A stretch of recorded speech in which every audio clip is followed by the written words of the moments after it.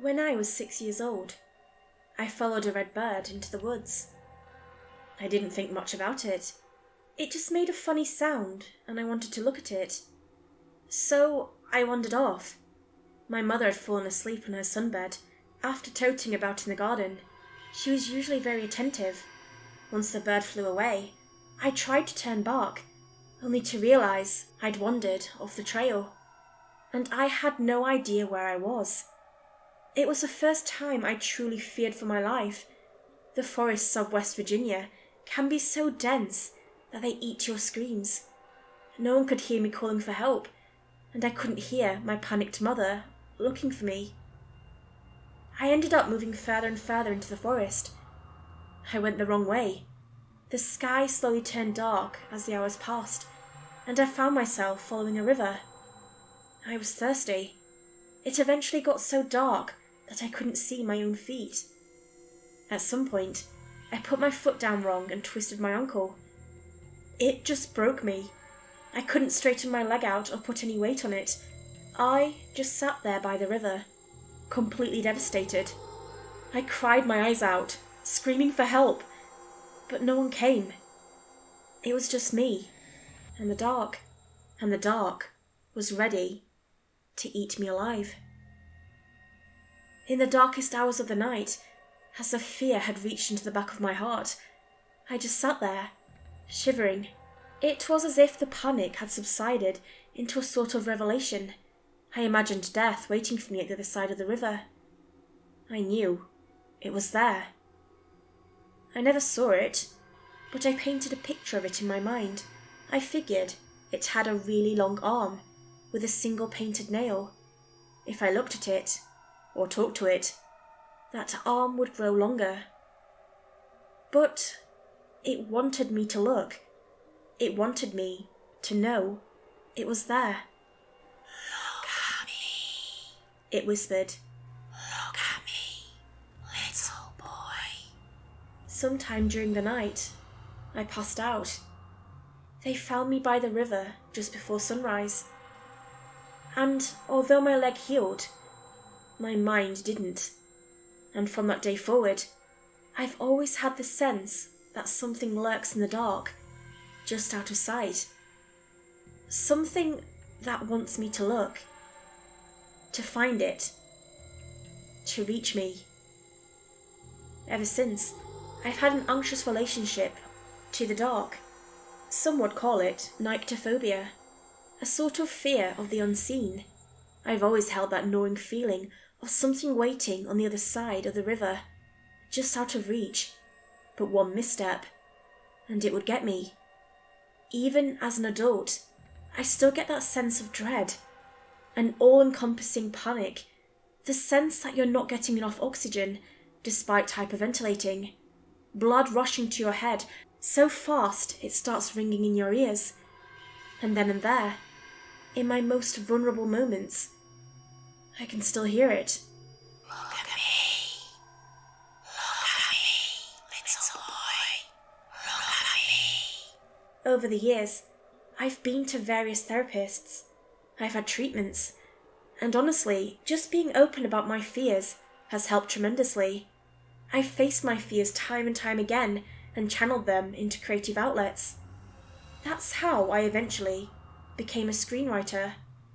I worked my fingers to the bone, sometimes out of ambition, but most often just to distract myself from the all-consuming darkness that sneaks up on me late at night. I moved to the West Coast in 2011. An internship led me to a position as an uncredited assistant screenwriter to a popular sitcom. I can't name any names, but I'm sure there were quite a few nerds enjoying our 4th season. I got my first job at a movie set in 2016. I mostly worked on last-minute edits and consultation, but it was the first time I saw my name on the silver screen. I'm sure some of you horror fans out there enjoyed it. And to those of you who've gained a lifelong fear of dolls, I'm sorry. I worked several stray projects until 2018, when I met a very influential man. Let's call him Patrick, or Pat for short. Pat and I met at the wrap-up party of another project. and we got a bit too drunk. We started talking about horror movies, and the two of us ended up talking about our fears and anxieties. It was a drinking red wine from the bottle at 3 a.m. kind of talk. I ended up mentioning my trauma. It sort of just slipped out. I mentioned my sprained leg and sitting there at the bank of the river. I mentioned a presence in the dark. The long arm, growing longer the more I tried to see it. What's it called? Pat asked, flabbergasted. And in that moment, I realised I'd just pitched my first screenplay. Pat fast-tracked the whole thing. He was aching for a producer's credit, and he genuinely loved the imagery of the look of me. A creature lurking in the dark, with an arm growing taller the more you paid attention to it. He thought it was absolutely chilling, and he kept hyping me up about it several times a week. I had a rough draft ready in 2 weeks. I tried to channel my childhood fears into a cohesive story, but instead of a kid stuck by the river, it was more of a classic horror setup. A group of young adults who got lost in the forests of West Virginia, being relentlessly hunted by this primal force. That first draft was rough, but I got a good outline. I worked with 2 of the writers for the second draft, Kellen, who mostly worked crime drama, and Morgan. She was a comedy writer who wanted to break into a new genre. There was a lot of late-night rewrites. Morgan was also an amazing concept artist, which brought every piece of our story to life. I remember one night, as we worked on the second draft, Kellen was rambling on and on about what the look of me represented. "It's too simple," he sighed. "It can't just be death. We're not making a Jason Voorhees. It's something new. It means something." "I think it's trauma," said Morgan. "Like how it gets worse the more you poke at it, the more you look at it. It's painful." "What the hell kind of message is that?" Kellen scoffed. "Are we telling people not to confront their fears?" "No, we're telling them to not get goaded into it. Do it on your own terms, you know?" It felt like a good and bad conscience chattering into my ears. But at the end of the day, it was my script, and it came down to my decision. Kellen wanted to paint the picture of a threat, something symbolic. Morgan wanted to send a message, using the look of me as a tool. Neither of them was getting the point. "There's nothing to it," I finally said. "It is not a message. It is not a symbol. It's there, and it hunts. Just like a bear or a shark." "So we're just making a monster movie?" scoffed Kellen. "Jaws 4, Deep Forest Boogaloo." "There was a Jaws 4, actually," smiled Morgan. "It was called The Revenge." "Oh, please." They argued back and forth. They argued about how bad the script could get if we continued down this path. They argued about the cliches we were wandering headfirst into. And it dawned on me. They were just scared of the dark. They didn't have control. I did. "I got it from here," I said. "Take the night off." So they did. They were still arguing in the hallway on their way out. Moments later, Kellen turned back. He leaned in and gave me a final look. "You know you have to show it, right?" he said. "No matter what. We can't just have it hidden in the dark. We have to show it." That's where my writing stopped. No matter how I twisted and turned it, I couldn't picture the look of me. All I saw was this long arm reaching towards me, coming out of the dark. A woman's hand, with a single painted nail. Look at me, little boy. But the more I thought about it, the more my anxiety spiked. I knew I could see it in my mind, if I wanted to. I could. But looking at it too closely, in any way, would give it the power to reach me. My mind wouldn't let me see it. My reptile brain was reaching through my anxiety to rattle me into looking the other way, to turn my mind away from the page. I couldn't describe it. All I got was that long arm. And I could have sworn I felt it brushing against the back of my neck. The second draft stalled for a couple of weeks. Pat was getting impatient. He called me into the office one rainy Wednesday afternoon to have a serious conversation about the rewrite. When I got there, I was ambushed by a whole gaggle of writers, an entire team, a room full of people who'd all been briefed. They all had printout copies of the first draft, and both Morgan and Kellen had told them about the issue with the rewrite. Pat wasn't playing around. He wanted this done. I barely got a word out before we were ushered into our seats and pushed into finishing the draft. There were about a dozen of us. Some were pretty big industry names, called in to give some pedigree to the script. One of them had worked on prosthetics for a big zombie show, and he came out swinging.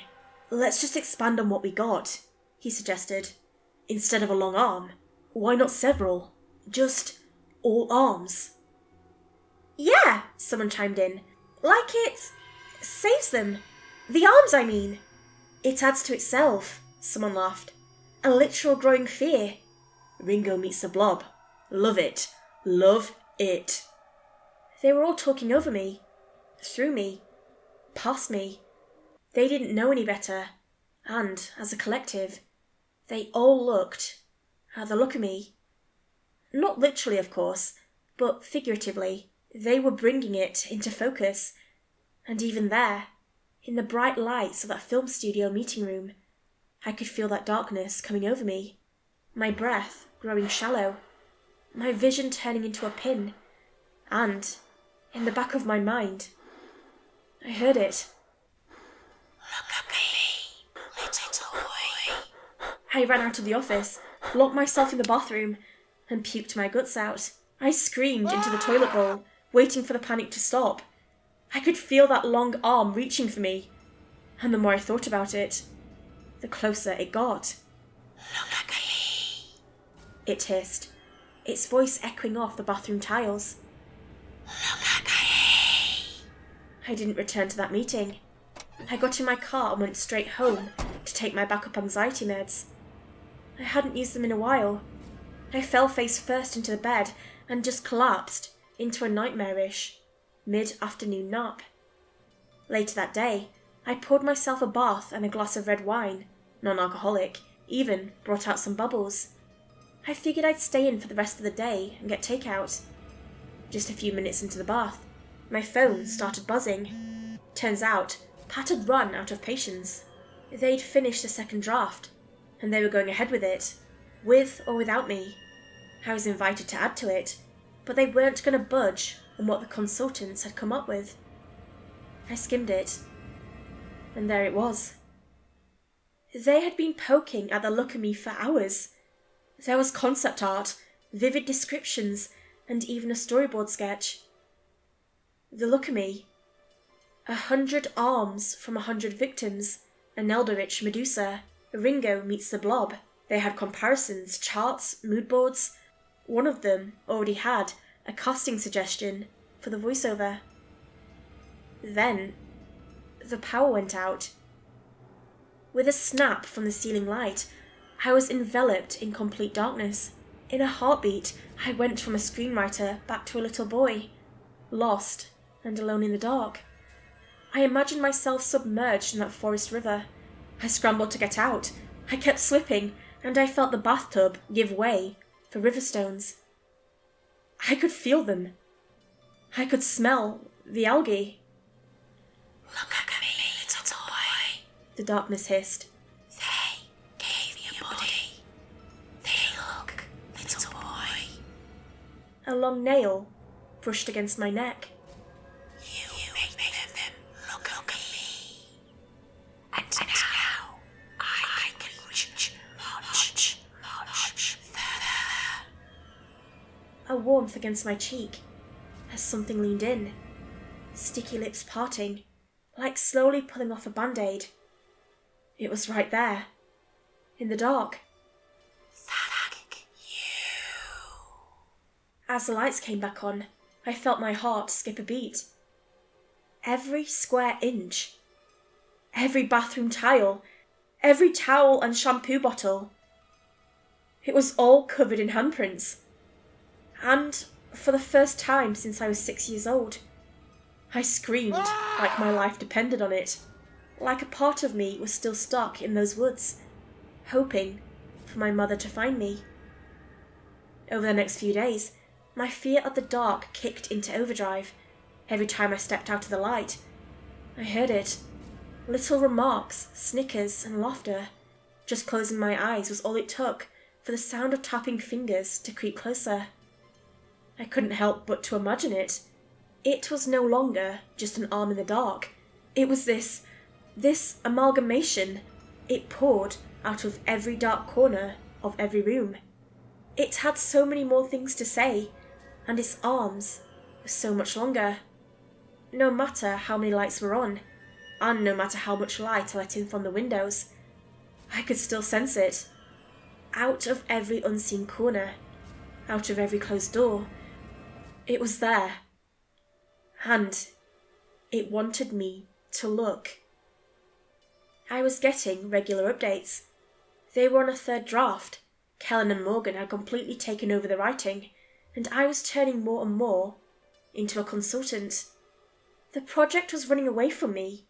More concept art, more lines, more dialogue. They were looking at it. I had pointed it out to them, and now they were all looking. I was in a feverish panic. I could feel it growing stronger, bigger, more assertive. It was no longer just something lurking in the back of my mind. It was reaching across the river. And at every turn, at every corner, there it was. Look at me, little boy. I'll be honest, some of those days are a blur. I remember a rainy evening in the middle of the week. I was sleep deprived, exhausted, and mentally torn. I don't even remember going to see Morgan. I just had this drive to stop her from looking too closely. I had to stop her from whatever was going to happen if she looked for too long. I had to save her. The moment I put my hand on her door, it opened. Morgan looked at me with sleepless eyes, her hand shaking. For a moment, the two of us just looked at one another. I thought you were sick, she said. They said you were. You don't look too great yourself, I said, forcing a chuckle. Every light in her apartment was on. Even her TV, a flashlight and her laptop. Her curtains had been torn down and spread across the floor. It might have been evening outside, but her place was as bright as day. I could put two and two together, but it felt strange saying it out loud. You've seen it. You've looked, I mean. Morgan nodded, her head shaking up and down like a bobblehead. Poor thing was exhausted. It's real, she stammered. How can it be real? She invited me in. I sat down on her sofa, on top of a flowery curtain. Morgan's hands were shaking so bad I could hear the spoon in her cup of tea rattle back and forth. It started a few days ago, she said, and it never stops. The more I try not to think about it, the more real it gets. It wants you to look, I said. It wants to become this real thing. It wants us to create it. It has lived in the back of your head for years, and now it's clawing its way out. Yeah, something like that. So how do we stop it? She asked. What, do we kill you? She sat down next to me, holding her cup tight with both her hands. I don't think so. It's already out there. But we can't unlook at it. It's done. It's happening. And the thought hit me. What the hell would happen once an audience of thousands, or tens of thousands, or hundreds of thousands watched it? How long would it grow, just from test screening? How far across the river could the look of me get if everyone was eager to watch it? A cold chill went up my spine. maybe this was the plan. Maybe this is what it wanted. Maybe it pushed me towards writing to begin with. Maybe it lived in me, putting me on a path to birth it onto the world stage. I felt sick. I can't let this happen, I said. If we shoot anything, a promo, a trailer, anything, if we do the goddamn casting, or there's a leak, or, oh my God. Morgan covered her mouth, her eyes going wild. Do you think? I just nodded. We were thinking the same thing. This mind creature, if brought to the public, would be unstoppable. We got our coats and got out of the apartment. We had to see Pat. Maybe he was experiencing something similar. Morgan fumbled for her keys and almost stumbled over her own feet. I could hear her swearing with frustration. The moment we got out of her apartment, it was as if time stood still. Morgan was right behind me. But something happened. There was this strange ammonia smell in the air. I slowly turned around, holding my breath. I hadn't thought about it, but the hallway light outside her apartment was broken. And, for a moment, we were standing in darkness. One by one, the lights in her apartment went out, twinkling on and off like dying stars. A pair of pale fingers dug through her hair. A single painted fingernail poked out behind her ear. So many fingers. Morgan gasped. We looked at one another, breathlessly. It could reach all the way across. It could reach across the river. In a heartbeat, the door slammed shut. There was a visceral tearing and the sound of something rolling across the floor. And outside, the lights were starting to die. Look at me, little boy, the dark said. Look at me. Long, pale arms crawled out of every corner, reaching for me. It wasn't even dark yet. It didn't care. It laughed. I refused to get trapped in the elevator, so I ran down the stairs, feeling the sole of my boots trample curious fingers with every corner I rounded. I could feel them nipping at my clothes, grasping for my neck. I burst through the exit to the street level, knocking over a middle-aged couple as I scrambled towards my car. I didn't even hear their insults. All I heard was my heartbeat, and that little voice growing louder every time I left the safety of the streetlights. I drove past red lights, broke every speed limit, and went down the wrong end of a one-way street. I was in a frenzy and ended up frantically knocking on Pat's front door. I tried to compose myself, but there was no use. My eyes were wild, and I couldn't stop my legs from shaking. My lips quivered, like I was hypothermic. Pat was having a small party, just like the one I'd first met him at. He was about to invite me in, but he stopped himself. Clearly, I wasn't well. We gotta stop this, Pat, I said. We gotta stop production. What are you talking about? He smiled. There's no reason to. No, you're not hearing me. This is not a debate. I'm sorry, but I'm not going to let you talk to me like... I heard it.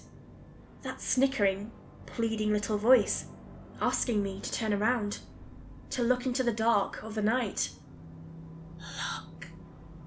Look at me. I snapped. I shoved the door open and forced my way inside. I picked up a small wine glass from a nearby table, stomped into the living room, and tapped it with my phone for attention. It could be 1,000 times worse. 10,000. 100,000. No. I barely even noticed the glass breaking, and everyone staring. At least 3 dozen industry professionals. People I looked up to my entire professional career. Hell, one of them was an A-lister. Hi, I stammered. We're cancelling all production of the Look at Me. There was a murmur in the crowd, little smirks and pitying smiles. It's happening, I said. It's done. It's gone. You don't know what you're talking about. groaned Pat. I'm calling the police. Do whatever you want, but if I see a single goddamn still from that production, I'm burning the goddamn studio to the ground. You gotta be. I grabbed Pat by the collar and pushed him up against the wall, rattling his wine glasses. I'm burning your goddamn studio to the ground. Career suicide. Complete, absolute career suicide. I collapsed back into my car, still holding the broken wine glass. I turned on the dome light to drown out the darkness, but it didn't work. I flicked it a couple of times, but nothing happened. A pale hand pushed down on my door lock. Click. Time to look at me, little boy.